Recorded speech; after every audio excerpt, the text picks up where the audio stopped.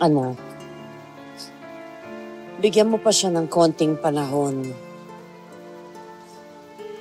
Kapag handa na siya, ipakilala mo ulit ang sarili mo sa kanya. Gawin mo itong pagkakataon. Hanggang may puso akong marunong magmahal.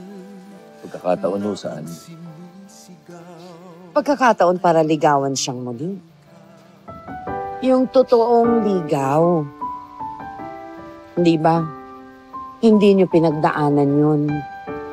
Nung simula pa lang, magkaibigan na kayo. Close na agad. Ngayon, yung hindi ninyo napagdaanan, pwede mo nang magawa. Yung unang beses na bibigyan mo siya ng bulaklak.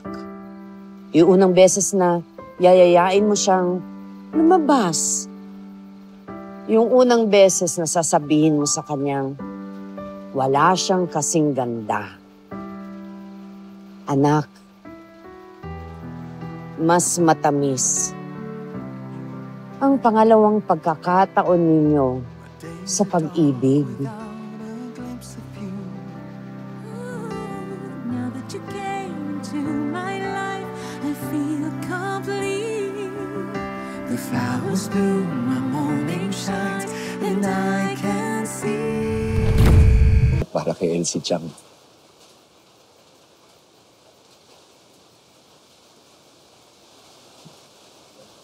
Pero sa ngayon, no,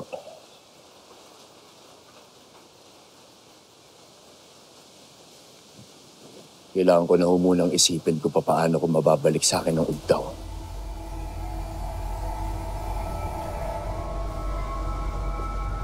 Dahil ayoko magkatotoo lahat ng mga nasa panaginip ko.